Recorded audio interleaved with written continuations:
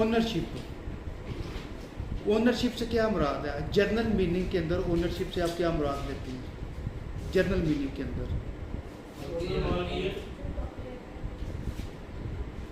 मलकियत। दो टर्म है, एक है पोजेशन और एक है ओनरशिप। दोनों में डिफरेंस है।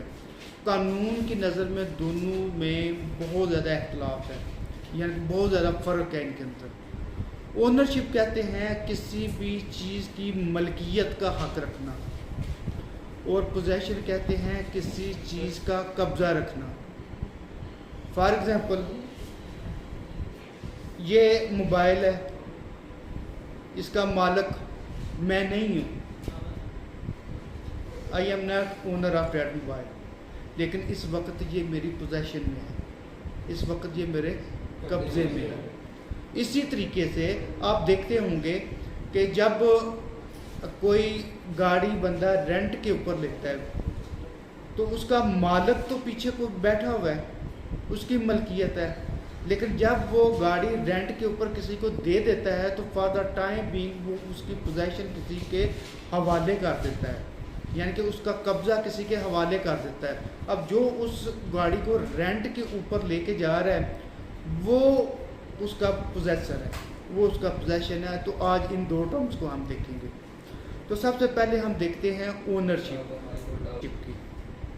तो दो टर्म है, ये पहले आप समझ लें, फिर इसको आगे हम देखते हैं। दो टर्म्स हैं, एक है जस इन रेम, JUS, जस इन रेम, REM, जस इन रम। दूसरी टर्म है जस इन पर्सोनम। दोनों लातीनी मुहावरे हैं, टर्म्स हैं, जस इन रेम एंड जस इन पर्सोनम। जस मीन राइट, पर्सोनम मीन पर्सनल, कि किसी का पर्सनल राइट है। ये मोबाइल है, ये किसी का पर्सनल मोबाइल है, उसकी का पोजेशन होना उसका पर्सनल मैटर है। ठीक हो गया जी? पर्सनल, हर वो मामला, आपका नाम एक पर्सनल मैटर है, आपकी फैमिली लाइफ एक पर्सनल लाइफ है। तो जस इन पर्सोनम का मीनिंग है कि वो राइट्स जो किसी के पर्सनल राइट्स हैं उसमें मैं और आप डिस्टर्बेंस नहीं कर सकते, मैं और आप उन राइट्स को डिस्टर्ब नहीं कर सकते, क्योंकि वो उसके पर्सनल राइट्स हैं। आइन, कॉन्स्टिट्यूशन, कानून उसकी प्रोटेक्शन देता है कि उसके पर्सनल राइट्स की, जो उसके पर्सनल राइट्स हैं, प्रॉपर्टी का राइट्स है, उसकी मलकियत का राइट है, पोजेशन का राइट है, इसमें कोई बंदा डिस्टर्ब नहीं कर सकता। दूसरा है जस इन रेम। रेम कहते हैं public at large, REM REM, public at large. वो राइट्स जो पब्लिक एट लार्ज के खिलाफ हैं, वो राइट्स जो आपको पब्लिक एट लार्ज के खिलाफ हैं। फॉर एग्जांपल, आप गाड़ी खरीदते हैं, जब उसकी ओनरशिप आपके नाम के ऊपर मुंतकिल हो जाती है तो वो ओनरशिप आपकी जस इन रेम है। वो ओनरशिप आपके लिए तो पर्सनल है, लेकिन रेस्ट ऑफ द वर्ल्ड के लिए उन सब के खिलाफ है। कोई दीगर बंदा आपकी उस चीज़ की अब मलकियत का दावा नहीं कर सकता। क्यों? आप उसके मालिक हैं, आपकी ओनरशिप है आपका। फिर बात समझिएगा, राइट जो है, ओनरशिप का राइट है, वो आपका पर्सनल राइट है, आप उसके अकेले मालिक हैं, ठीक है, वो आपका पर्सनल राइट है, लेकिन वो आपका personal right rest of the world के खिलाफ कांस्टेंट है। यानी कि आप अगर किसी गाड़ी के मालिक हैं तो पूरी दुनिया आपसे उस मलकियत को नहीं ले सकती। अगर कोई मामलात हैं कोई दीगर तो वो अपनी जगह, लेकिन अगर ओरिजिनल ये ओनर है तो फिर रेस्ट ऑफ द वर्ल्ड आपके उस राइट्स में इंटरफेयर नहीं कर सकती। कोई बंदा उन राइट्स को इंटरफेयर नहीं कर सकता, वो पूरी दुनिया के खिलाफ राइट्स हैं। इसी तरीके से आपका मकान है, गाड़ी है, दुकान है, कोई भी जगह है, अगर आप उसके मलकियत का हक रखते हैं तो पूरी दुनिया के खिलाफ आप वो मलकियत का हक रखते हैं। अगर किसी का इस्तेहकाक है तो वो अपना क्लेम कर सकता है, वो अपना राइट क्लेम कर सकता है, लेकिन अगर कोई ऐसी सिचुएशन नहीं है तो फिर वो पूरी दुनिया के खिलाफ उसका राइट कांस्टेंट है और पूरी दुनिया के खिलाफ वो उसका राइट वैलिड राइट होगा। इसको ओनरशिप कहते हैं। यहाँ पे दो बातें आपको सीखने को मिली, एक वो जो पर्सनल राइट्स हैं, एक वो राइट्स जो पब्लिक एट लार्ज के खिलाफ हैं। तो पर्सनल राइट्स आपकी ज़ाती हैं और पब्लिक एट लार्ज के खिलाफ वो राइट्स हैं जिनमें कोई दीगर बंदा इंटरफेयर नहीं कर सकता। और ओनरशिप एक ऐसा ही राइट है जहाँ पर उस चीज़ की मलकियत आपकी निजी मामला है, वहाँ पर वो राइट बाकी पूरी दुनिया के लिए वो कांस्टेंट हैसियत रखता है और बाकी पूरी दुनिया आपकी उस राइट में इंटरफेयर नहीं कर सकती। इसी को जैसिन रन भी कहते हैं इस राइट को, और ये ओनरशिप है। ओनरशिप बेसिकली किसी चीज़ के सब्जेक्ट मैटर है, जो चीज़ है मैटर है या सब्जेक्ट मैटर है, उसकी मलकियत के दावे का नाम ओनरशिप है। आप उस राइट्स क्लेम करते हैं। ओनरशिप भी बेसिकली एक राइट है, ओनरशिप भी एक राइट है, पोजेशन भी एक राइट है। जिस तरह आपने दो टर्म्स देखी, मूवेबल प्रॉपर्टी और इमूवेबल प्रॉपर्टी। अगर आपकी कोई इमूवेबल प्रॉपर्टी है तो आपका वो राइट है, अगर आपका कोई मूवेबल प्रॉपर्टी है तो वो आपका राइट है। एक और बात करने लगा हूँ, जिस चीज़ के आप मालिक हैं आप उस चीज़ को आगे ट्रांसफ़र कर सकते हैं। कानून में इसको अलाइनेट कहते हैं, ALINAT, आगे मुंतकिल करना, अलाइनेट। आपकी चीज़ है, आप उसको तबाह करें, बर्बाद करें, नुकसान पहुँचाए या किसी दीगर को वो मुंतकिल कर दें। किसी दीगर को मुंतकिल करने का नाम ये है कि आपने जो आपका राइट ऑफ पोजेशन और राइट ऑफ ओनरशिप था वो आगे आपने डिलीवर कर दिया। और इसको इंतकाल आम लफ्ज़ों में, पंजाबी में या आम रेवेन्यू की लैंग्वेज में इसको इंतकाल या ट्रांसफ़र कहते हैं। ट्रांसफ़र, मुंतकिल होना, इंतकाल या ट्रांसफ़र, मुंतकिल होना इसको कहते हैं। तो ओनरशिप एक ऐसा राइट है जो आपका इनफरादी राइट है अपनी ज़ात की हद तक, और वो आपका इनफरादी right rest of the world के खिलाफ कॉन्स्टिट्यूट है।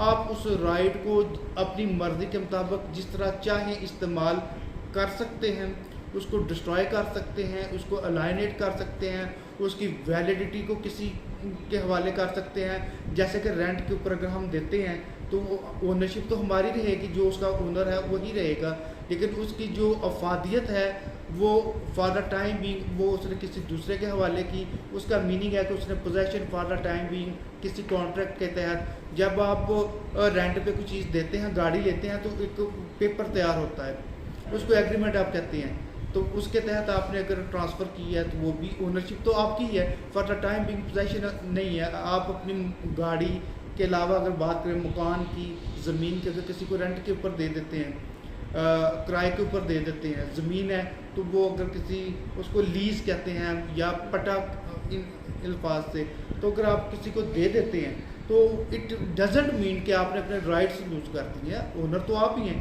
Just for the time being आपने किसी सर्टन एग्रीमेंट के तहत उसकी पोजेशन को किसी के हैंड ओवर किया।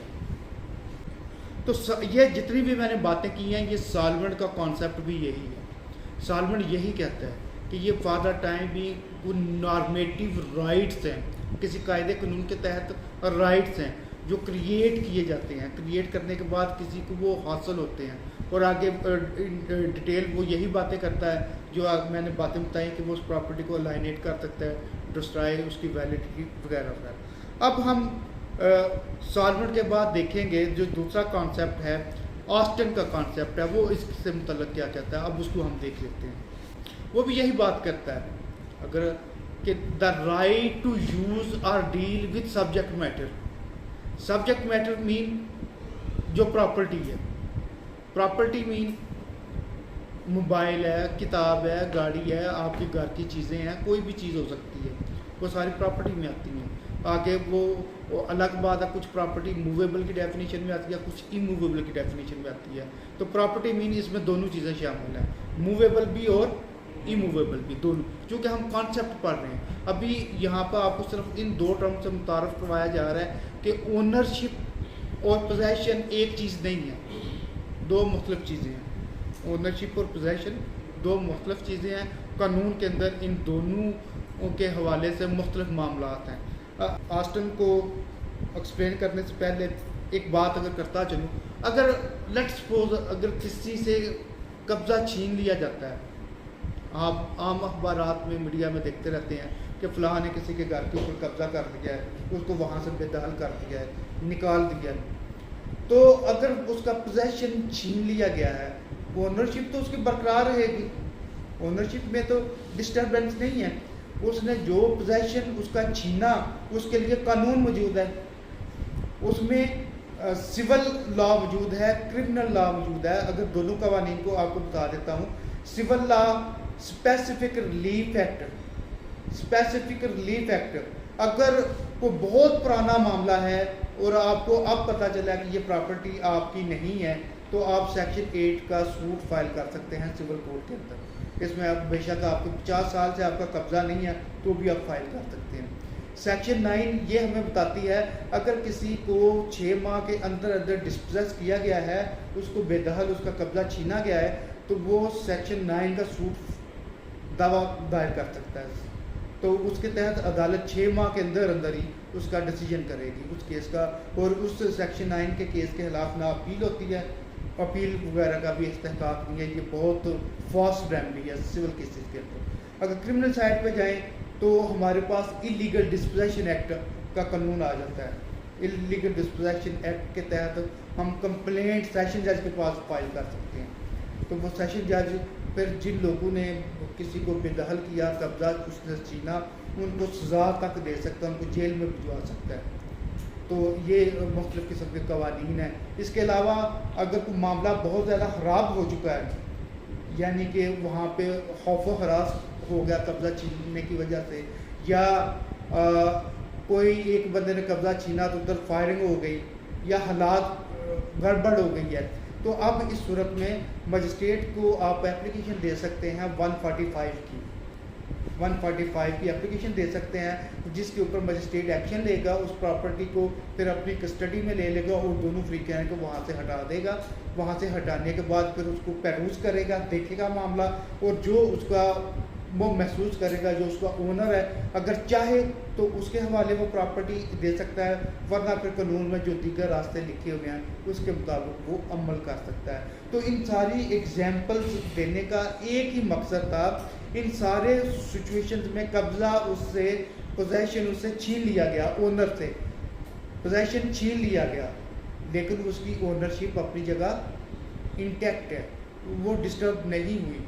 जब वो ओनरशिप डिस्टर्ब नहीं हुई तो पोजेसन वो दीगर रेमडीज़ के ज़रिए से वो हासिल कर सकता है। अगर ओनरशिप छिन जाए तो फिर क्या होगा? अब ये सवाल है। अगर किसी की ओनरशिप ही छीन ली जाए तो फिर क्या होगा? ओनरशिप छीनने के कितने तरीके हैं जो कानून ने बयान किए हैं। छीनने के तो नहीं, ट्रांसफ़र की बात करने लगा, फिर इस बात की तरफ आते हैं। जो कानून ने ओनरशिप की ट्रांसफ़र के 5 तरीके बयान किए हैं, और इसको कानून जो डील करता है वो ट्रांसफ़र ऑफ प्रॉपर्टी एक्ट है।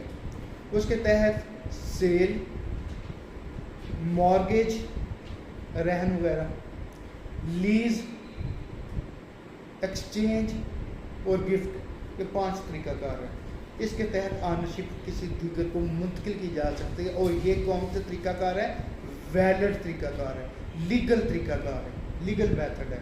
कानून के मुताबिक आप जो फीसिस हैं वो पे करते हैं, फीस वगैरह टैक्स, और आप ओनरशिप मुंतकिल कर सकते हैं। लेकिन अगर मामला ऐसा है कि जालसाजी के ज़रिए ओनरशिप चेंज कर ली गई है, डॉक्यूमेंट चेंज कर दिए गए हैं, डॉक्यूमेंट में रद्द-बदल कर दिया गया है, जिसको आप उर्फ़ आम में 2 नंबरी कहते हैं, कि किसी की 2 नंबरी करने की वजह से वो ओनरशिप उससे जाती रही है, तो फिर कानून मौजूद है। कानून क्या कहता है? कानून में सिविल राइट्स भी मौजूद हैं। वो अदालत से सेक्शन 42 स्पेसिफिक रिलीफ एक्ट का दावा दायर करवा सकता है, अदालत से डिक्लेयर करवा सकता है कि I am the owner of that property. अदालत बकायदा फिर डिक्लेयर करेगी केस सुनने के बाद। या और भी कुछ केसेस हैं, लेकिन अब मैं क्रिमिनल केस की बात कर लेता हूँ सिविल के साथ साथ। क्रिमिनल केस के अंदर जैसा कि उसके आम में आपने सुना होगा कि 420 एक सेक्शन है चीटिंग की, चीटिंग का मिस रिप्रेजेंटेशन का ये 2 फैंस उसके ऊपर लग सकते हैं। सेक्शंस जो आ जाती हैं, चीटिंग गालबन 415 में है और इसी के सिलसिले में फिर आगे 420 में उसकी पनिशमेंट बताई गई है। और इसके अलावा 468 और 471 से ये इन सेक्शंस के तहत FIR दर्ज की जा सकती है। 468 और 471 फोर्ज्ड डॉक्यूमेंट से मुतल्लिक़ है। अगर किसी ने कोई डॉक्यूमेंट में रद्द बदल किया, कोई जाली डॉक्यूमेंट बनाई है, तो वो इस चीज़ से मुतल्लिक़ है। जालसाजी भी, फ्रॉड भी इसी में आ जाते हैं। कॉन्ट्रैक्ट एक्ट का अगर किसी कॉन्ट्रैक्ट का मामला है, उसमें कोई फ्रॉड है तो वो फिर उधर जाएगा। तो बेसिकली जिस नेचर का मामला होगा उसी नेचर की रेमेडी अवेलेबल है सिविल साइड के ऊपर भी और क्रिमिनल साइड के ऊपर भी। और जब आप इस चीज़ को साबित कर जाते हैं कि वाक़याता नहीं जालसाजी हुई है या जाली डॉक्यूमेंट तैयार हुआ है, तो फिर कानून आपको डैमेजेस भी दिलाएगा।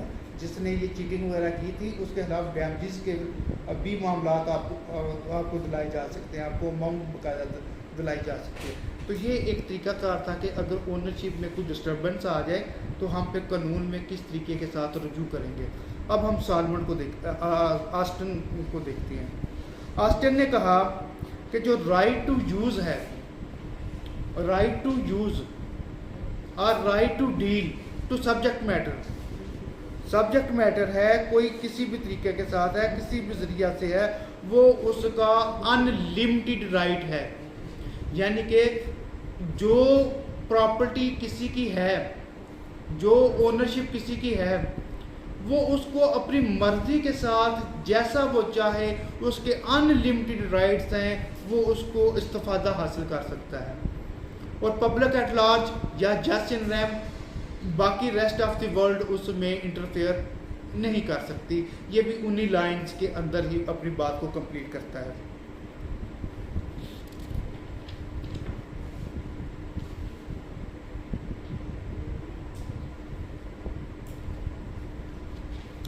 नेक्स्ट लेक्चर हमारा होगा टाइप्स ऑफ ओनरशिप के ऊपर, जो कि मंडे को इंशाल्लाह ताला। तो टाइप्स ऑफ ओनरशिप, कल छुट्टी है।